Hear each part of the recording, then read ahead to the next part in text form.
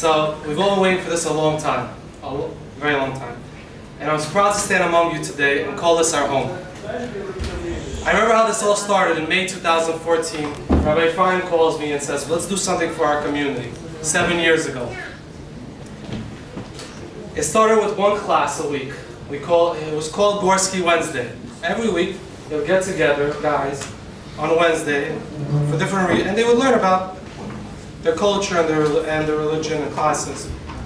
Within a year, we started something called Power Up Thursdays. Every week, we had a class every Thursday with Rabbi Nachum, who should be here any minute, still part of the organization. We had a class with young professionals, many who've changed their lives to this day. I remember later that year we had a meeting. I don't know how many of you were there. It was me, and we put it on WhatsApp, and all of a sudden it was about 40, 45, 50 Gorski guys and men and women, and we said, we have to give this a name. Whatever we're doing here, there has to be a name. And there was arguments and votes, and the name ended up being Beit Juhuro, home of Jews. And after that, things started moving fast. There was a girls' class, a weekly girls' class for the Kafkazi women that goes till this day, run by Rabbi Zitron. We had programs and events. We had a Sheshbesh tournament. I remember our dear friend Rafi was there from the Bukharian Times, came to the event. We had single events. We had Hanukkah events. And I'm proud to say that through Beit Juhuro, we built many marriages. In fact, last week, one of our good friends, I don't see him here today, got engaged. He met his wife here in Beit Juhuro a year ago. Next week, his best friend is getting married. Also met his wife here in Beit Juhuro. Baruch Hashem, I also want to say I met my wife here in Beit Juhuro. And the list goes on and on. I hope, hopefully many more come to, many men also came closer to religion, came closer to just emotional and I would say physical improvement. All this happened because the community stepped up and took the necessary small steps to get there.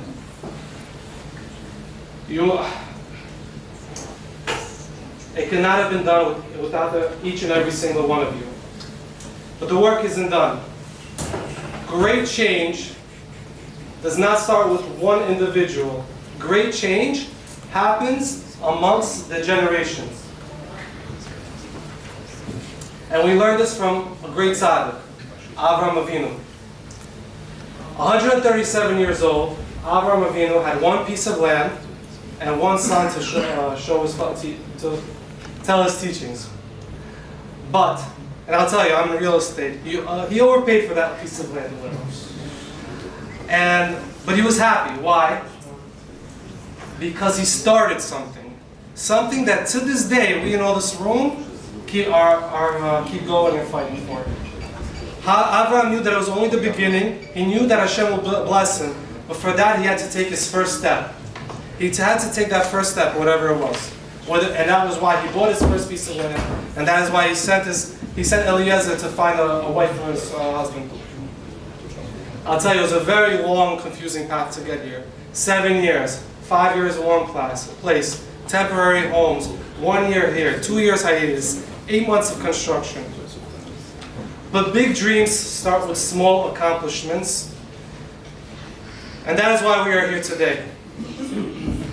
To celebrate our humble beginnings and to thank all of the leaders, all of our donors, all of our volunteers, all who have stepped up and who have made this dream possible. I'd like to thank everyone for dreaming big and especially those who are willing to take that first step. Whatever that first step was, whether it was a donation, a monthly contribution, committing to coming to Minyan, starting a class, or starting a program. And I wish I could thank every person here. Literally, I know almost every person here, and I wish I could thank everyone here. But fortunately, thankfully, luckily, if I did, we'd be here all night, because honestly, without every single person, we wouldn't be here. But I would like to take the next few moments to thank a few people in specific, if you guys don't mind. First off, I'd like to thank Rabbi Fari. Rabbi Fari spent the first 5 years under his roof until we were ready to move out on our own. He gave us the confidence and the strength and courage to be here. I'd also like to thank two dear friends of mine, Dennis Abayev and Salman Eliguyev, both who are here tonight. Most of you don't.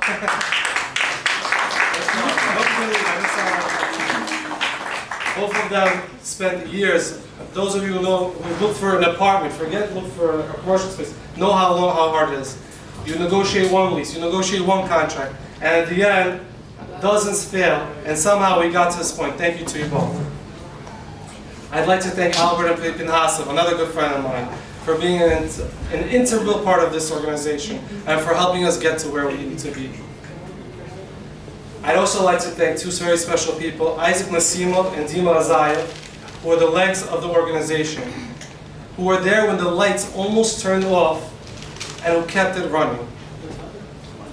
I'd like to thank Dr. Rafael Abramov for his continuous contribution and for helping us get to where we need to be. I'd like to thank Elchanan Israelov for his continuous support and for helping us, and for when hearing about this place, being there for us as well. I'd like to thank German Zacharia from Stemegi, him with Rabbi Kassin from Rage. Both together in 2018 we started a fellowship. It changed the dynamic, I think, for many of us, believe, for our community. Every week, 45 people who came to the organization. They came, learned every week for 20 weeks. Many of them are here today. Many of them are married. Many of them are just closer to Hashem, for whatever reason. Because of them, we were able to organize this for a year. And at the end, we flew to Baku, Azerbaijan, and got to see our home and our history.